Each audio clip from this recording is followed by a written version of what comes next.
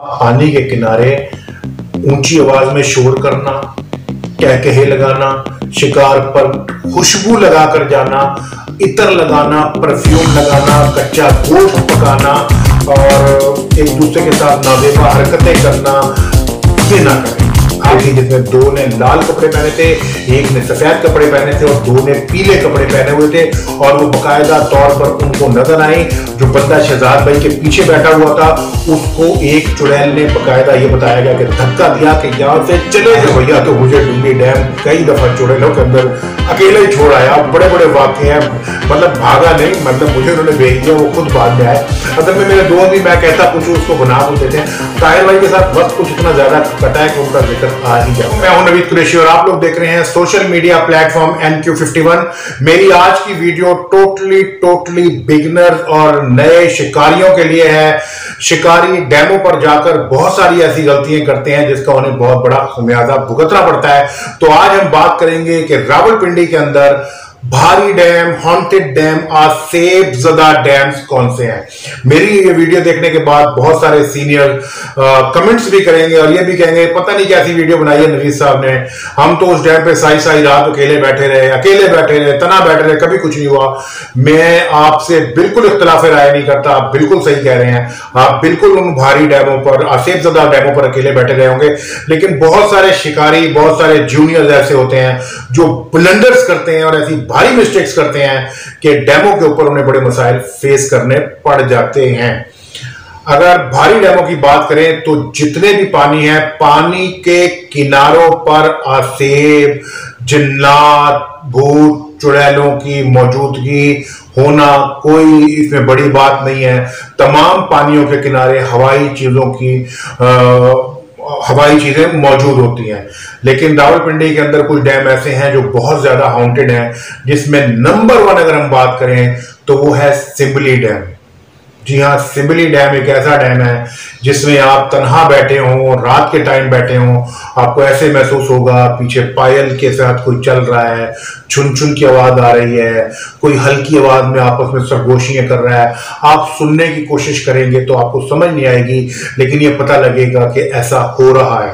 Number 2 अगर हम इस तरह सेबजदा डैम की बात करें तो वो गुजर खान के अंदर ही दूसरा डैम वाक़या है। उगा हूं, जी हाँ उगा हूं, कीकर के जंगलात से भरा हुआ डैम, हवाई चीजों से भरा हुआ है। और हाल ही में एक वाकया पेश आया है जिसमें मेरे बहुत ही करीबी दोस्त, बहुत ही प्यारे भाई उस्मान भाई, उनकी अपनी पूरी टीम के साथ अभी रवां हफ्ते ही मंडे या ट्यूसडे को जब उगा हूं किसी के साथ सिफारिश से इजाजत से शिकार खेलने के लिए गए तो उनको 1 नहीं, 2 नहीं, 3 नहीं, 5 चुड़ैलों ने घेर लिया। 5 चुड़ैलों ने उनका सिलेंडर हवा में इस तरह उड़ाया जैसे वो सिलेंडर नहीं था, शुरली थी। उन्होंने जो वहां खाना पकाने की कोशिश की तो उसकी जो आग थी उसने शहजाद भाई को पूरा का पूरा अपनी लपेट में ले लिया, लेकिन उनका बाल तक बांका नहीं हुआ, जरा सी भी आंच उनको नहीं लगी। बाद में वो देखते रहे कि यार मुझे तो पूरा आग ने घेर लिया था। कई फुट दूर उन्होंने जब कीकर के लगे हुए लकड़ियों को मिट्टी का तेल डालकर आग लगाई तो आग उन तक आई, उसने उनके पूरे पांव घेरे, लेकिन उसने नुकसान नहीं बुझाया। असल में जो वो चीजें थी वो उनको बता रही की थी कि जो आप काम यहां कर रहे हो वो गलत है। वो काम क्या कर रहे थे इसमें उस्मान भाई का, शहजाद भाई का, मोनी भाई का कोई अमल दखल नहीं है, बल्कि जो इनके साथ चौथे और 5वें 2 पार्टनर्स गए थे वो बकरे की सिरी का गोश्त ले गए थे, कच्चा गोश्त ले गए थे। तो जितने भी नए शिकारी हैं उन सबसे रिक्वेस्ट है कि डैमों के ऊपर कच्चा गोश्त और बिलखसूस बकरे का गोश्त या बड़े का गोश्त पकाने से गुरेज करें। ऐसे कई वाकयात मैंने मंगला में भी देखे हैं, मैंने तरबेला में भी देखे हैं कि कच्चा गोश्त जो होता है वो शिकारियों के लिए मसाइल क्रिएट करता है। आप शिकार खेलने जा रहे हैं तो आप पका हुआ खाना लेके जाएं, अगर आप इंजॉय करने जा रहे हैं और पिकनिक करने जा रहे हैं तो आप चिकन साथ ले जाएं, गोश्त को बॉयल ले जाएं। जो कच्चे गोश्त की खुशबू होती है ये इंतहाई अट्रैक्टिव होती है इन हवाई चीजों के लिए। 2 डैम हो गए। अब तीसरे डैम की बात करते हैं तो जनाब जो रावलपिंडी इस्लामाबाद के अंदर मौजूद डैम है रावल डैम, ये भी बहुत ज्यादा मशहूर है इन चीजों वाकयात के लिए। इसका मैं खुद चश्मदीद गवाह हूं। आज से कई साल पहले, तकरीबन 10, 12, 15 साल पहले, आप इमरान खान की कोठी की तरफ से आए तो एक टूटी कोठी हुआ करती थी। उस कोठी की बड़ी अजीबोगरीब दास्तान थी। वहां से अक्सर रात को रोने की आवाजें आती थी। कहा यह जाता था कि जिनका वो मकान सीढ़ी वालों ने गिराया था, वहां उसकी कोई बददुआएं थी, कोई मालकन मर गई हार्ट अटैक से, कुछ भी हुआ। बहरहाल ये है कि वहां से रोने की आवाजें आती थी। उस रोने की आवाजों के अलावा हटकर टीका टीक दोपहरी के तकरीबन 12 से 2 के दरमियान का टाइम था। मैं तनहा उस डैम के ऊपर, उस वक्त मेरे पास लमडोरे थी, लमडोरों से शिकार खेल रहा था। आगे जाके जो नोके निकली उन पे, तो जनाब हुआ ये कि कभी एक डोर चलती थी, कभी दूसरी चलती थी। मैंने भाग के उसको हुक कराया, दाना लग गया, डोर खाली। और फिर ये होने लगा कि सारी डोरें मेरी बाहर थी और बाहर पड़ी हुई डोरें जो थी वो बज रही थी, घुंघरू उनके छनछना रहे थे। तो बताने का ये मकसद है कि अगर रावलडैम पर भी आप जाएं तो पानी के किनारे आप हर तरह से परहेज करें, बावजू होके जाएं। और अगर किसी और मजहब, किसी और दीन से आपका ताल्लुक है तो जो भी आपकी पॉलिसीज हैं, जो भी आपके रब है, जो भी आपका जिसकी भी इबादत करते हो उसका नाम लें और पाक साफ होकर रहना पानी के ऊपर बहुत जरूरी है। डूंगी डैम हो गया, उगाऊ हो गया, रावल डैम हो गया, इसके अलावा तरबेला, मंगला और जितने भी डैम हैं छोटे मोटे, बिलखुसूस फतेहजंग रोड के जो डैम है, जिसमें शाहपुर डैम है, आपका सफियाला डैम है, आपका रत्ती कसी है, जब्बी है, ये तमाम डैम जैसे हैं जिनके ऊपर सेबों का होना कोई डिफिकल्ट बात नहीं है। खास तौर पे आपको पता है जब्बी डैम, मैं खुद लड्डू भाई के साथ चाचा के इंतकाल के बाद पूरी रात तना, मैं लड्डू भाई और छोटा सा आपका भतीजा तहा रहे। हमें किसी चीज ने वहां तंग नहीं किया, लेकिन वह हम मौजूदगी का एहसास होता है। उस मौजूदगी के साथ की वजह यह है कि जो गांव वालों और डैम के दरमियान फासला है वो तकरीबन 250-300 स्क्वायर फुट का है और बीच में जंगल है, झाड़ियां हैं, खारदार रास्ते हैं और पानी के किनारे खामोशी है, तनाई है। आदम का गुजर नहीं होता। ठेकेदार के बंदे कभी कभी फेरा लगा लेते हैं। आदम नाम की चीज वहां नहीं होती और जिन डैमों पर आदम जात का गुजर नहीं होता उन डैमों पर हवाई चीजों की मौजूदगी है वो ज्यादा असरअंदाज होती, ज्यादा नजर आती है। अच्छा, इससे पहले कि वीडियो खत्म हो आपको एक और किस्सा सुनाऊं डूंगी डैम का।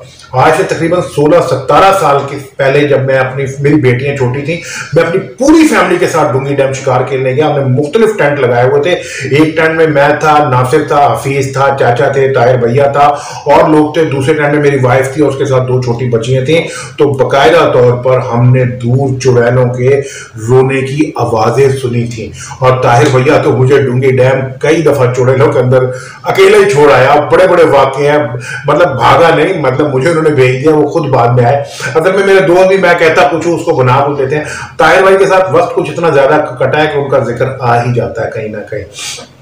बहरहाल मेरी नए शिकारियों से, नए एंगलर्स से और बिगनर्स से ये रिक्वेस्ट है कि आप पानी के किनारे ऊंची आवाज में शोर करना, कहकहे लगाना, शिकार पर खुशबू लगाकर जाना, इतर लगाना, परफ्यूम लगाना, कच्चा गोश्त पकाना और एक दूसरे के साथ नाजेबा हरकतें करना, ये ना करें।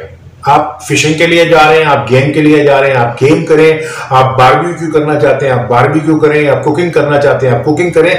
लेकिन बकरे की सिरी का गोश्त, कलेजी और इस किस्म के जो गोश्त हैं वो ना लेके जाएं, वो ना पकाएं।